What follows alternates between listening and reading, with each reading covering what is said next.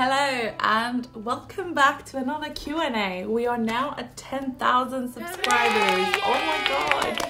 Thank you so much. I am so excited and I can't believe how much love and how much support I'm getting from all of you. So thank you.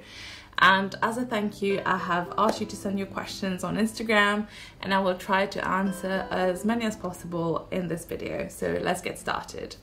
Okay, so question from Simranjeet K. Man. Hi Sim, the best thing about YouTube. I think the best thing about YouTube is really the community. Everyone I get to meet, whether there are other YouTubers or the people I get to talk to who engage with my content in the comment section or who just send me little DMs on Instagram telling me how much they like the work that I do or even with feedback. I love it and genuinely thank you so much. Question from John V. Javeri. Hi JJ, who's your favorite ReShape co-founder? Well, I can tell you it's the other girl co-founder. I don't know who she is. By the way, guys, please check out ReShape's YouTube channel. We've recently launched, we have a weekly episode called The Goss, where us 5 co-founders just talk about random questions and just, you know, discuss life in general. It's quite good. I am part of it. So if you want to check it out, please do. Question from Sims. If you could be back at Oxford and do anything differently, what would it be? Well, that's a very good question. I think when I started Oxford, I was 18, 19, and I had an amazing time. I really liked it. And obviously there were good things, there were bad things, and there are probably things I would like to change. But you know how now you look back on things with very rose-tinted glasses, and I don't really see anything that I would have changed per se, but I think I would have definitely gone out of my way to make more friends than I did, because this is literally the one thing that I carry forward with me still. It's all the relationships, all the friends, and I would have done more of that if I could. Questions from Kiru. What did you study at the University of Oxford? So I did an integrated master's course, which means it was 4 years long, in material science. Questions from Sophie. What do you like about yourself? I have to say, this is a bit of an odd question, but one thing that I do enjoy doing is just being very friendly and making anyone feel comfortable the minute they meet me, because I think it's very important just to make other people feel comfortable, and this is something that I do and I think I do it very well. That's probably it. Question from Asiya Khan. How did you get the idea of making a YouTube channel? So obviously I live with Ali, who is a YouTuber, but also I had a podcast, and I was thinking in terms of how to increase the engagement and the reach generally of the podcast, and Ali suggested that obviously having video podcasts would help, because then people can actually feel like they're part of the conversation and they can give you feedback in the comment section, which does not really exist on the podcast host. And I thought, okay, maybe that's a good idea. And then I made the transition to YouTube for season 2 of the podcast. And once I started, then I wanted to make shorter videos as well, because the podcast is 1 hour long. And once I started doing shorter videos, I realized that I really like it. And I have such a mad group of ideas from different areas of my life that I could actually film and record and put online. So lots of content coming your way. This is I kind of fell into YouTube, but in a good way. Question from Zaina. Do you want to settle down in Mauritius or in the UK? The beaches in Mauritius. I agree, the beaches in Mauritius are great. I have not made a decision yet in terms of where will I want to settle down eventually. I do love home. Mauritius is home. That's where my family is. Obviously the beaches are amazing. The food is amazing.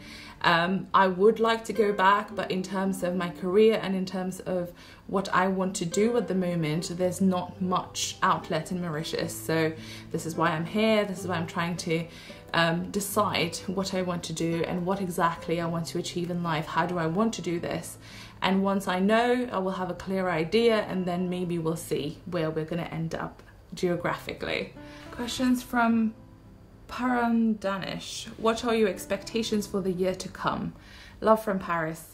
Good question. I think in the next few years I want to, because I just finished university and it's all been done in a very weird time with COVID, I do really want to go back to normal and actually experience adult working life and see what that's like. What do I like about it? What do I not like about it? And on this side, keep building my personal brand and keep working on all the content creation that I've been doing, and then eventually see where that leads. And I have a lot of projects in mind in terms of women empowerment and education, especially girls' education, and I have a lot of things that's just brewing, and at the moment it's hard to get anything started, obviously because of COVID and everything, and also I don't have a concrete idea yet. So I do want to work on all of the projects and really assess my values and assess what my contribution is going to be as a professional and decide where I want to be. So basically the next year especially is going to be quite key in terms of deciding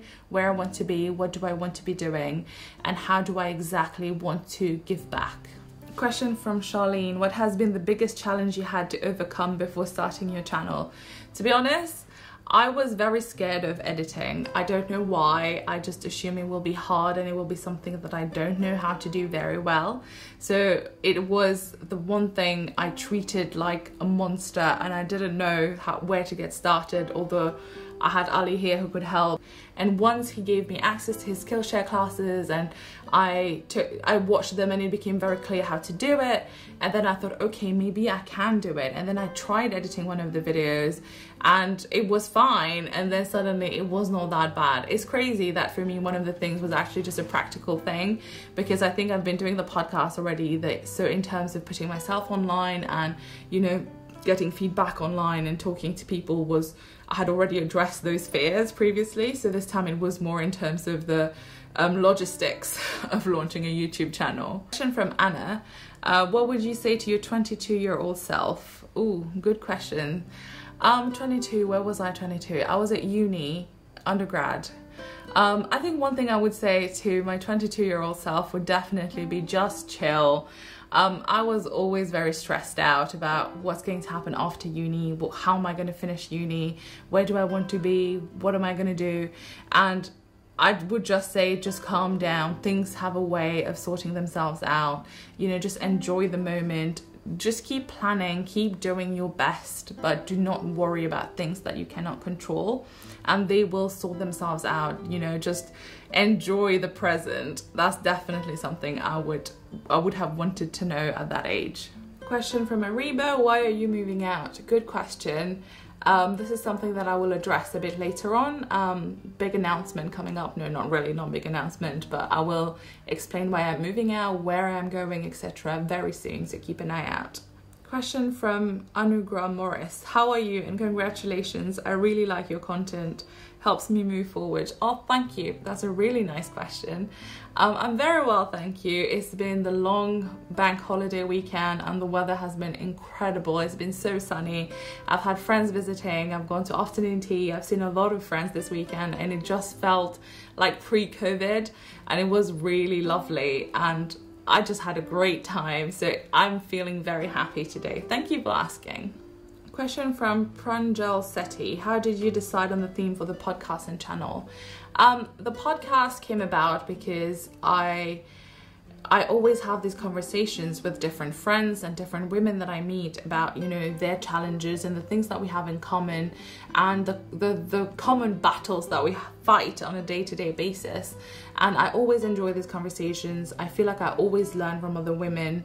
And then I realized that, you know, I am very privileged and I meet a lot of people, and I wanted to share this message across. I wanted to build a community where women would feel like they're not alone and there are other women like them, and, you know, we can all be together and, you know, put our heads together in terms of, firstly, just to raise awareness on all the problems that women face, secondly, to feel like we're not alone in this, and also thirdly, to come together to come up with solutions. So this was my aim behind coming up with a podcast. And other than that, I also, you know, I care a lot about a lot of things in terms of access to education, in terms of equality, in terms of equity, in terms of knowledge equity, in terms of the refugee crisis. So there's a lot of things that I care about and I want to talk about and just raise awareness, and I want to learn more about as well. How Work Wednesday also came about, just trying to talk about contemporary issues, raising awareness, also educating myself and kind of sharing that knowledge with people online as well. So that's kind of the inspiration behind, was just to raise awareness and, you know, meet other people who are also doing the same kind of work as I'm doing, and just share the knowledge that I'm finding along the way. Question from Ishi: what sort of qualities would you look for in your future partner? There are loads of questions in there about my relationship status and what am I looking for, future partner, etc. So I will just address this here. Yes, I am single. I am currently looking, not really actively, but I'm open to suggestions. The qualities that I'm looking for: firstly, someone who's in touch with their emotions and who can communicate about how they are feeling and can empathize with other people and understand and be aware of other people's emotions and feelings around them, because that's what I'm like. Secondly, someone who I can relate to in terms of intellectual interest, in terms of professional interests, in terms of education. Thirdly, someone who has banter, who is funny, because I am really funny, so it'll be good to have someone who will laugh at my jokes. And also just generally someone who is nice and who is well appreciated by people, you know, not really asking for much here. Question from Ifa Piper: thoughts on Bollywood movies from a work perspective? Oh, that's a very big question. I think Bollywood is trying. Sometimes they hit it right, sometimes they miss the spot, and so I think we can appreciate the effort, but at the same time there is a lot of problems in Bollywood in terms of colorism, in terms of sexism, internalized colonization. It's just a lot of things that are very, very wrong, but that's a whole another thing. Maybe it should be a Work Wednesday.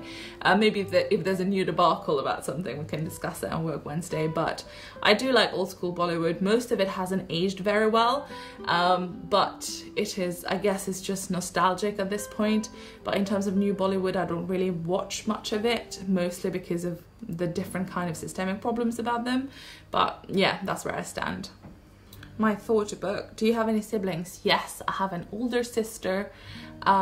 She lives in the US and we are very close.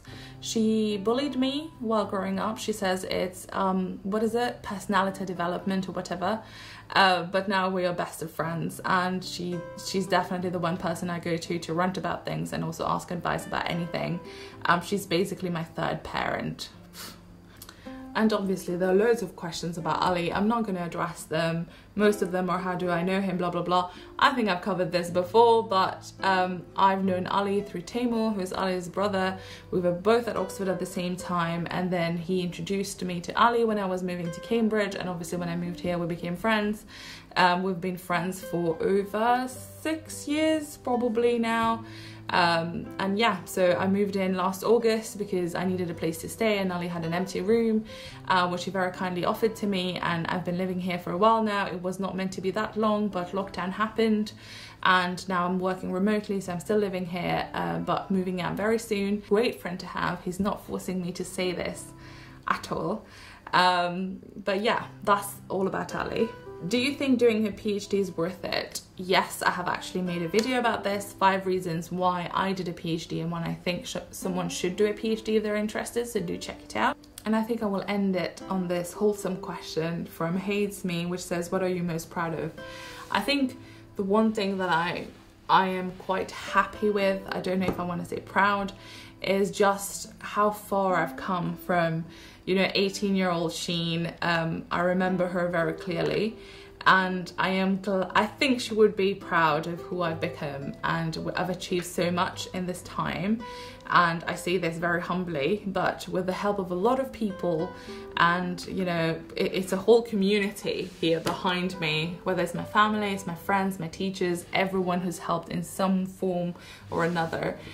We've come a long way, went to Oxford, went to Cambridge, and outside of all of this set up so many things and met so many people along the way, and just personal development just being able to, for example, sit here and be online and talk to all of you, share snippets of my life, and, you know, be able to try and do something new that's not necessarily something that was part of the plan, or something that I was comfortable with, something that I wasn't even aware was possible. But yeah, we've come a long way from little islands in Mauritius. I should definitely tell you the story of my schooling and education system in Mauritius, because it's so different, and I sometimes forget how far I've come, but yeah, this should be another video. But yes, and I think I will wrap it up now. Thank you so much for sending all of your questions, and once again, thank you for watching all of the videos, for liking, for commenting, for sending me messages, and just for taking the time out to listen to me. I truly appreciate it. And I am so glad to have you on board, and I have so much planned. Hopefully it will be very exciting, and yeah, I'll see you in the next video. Thank you. Bye.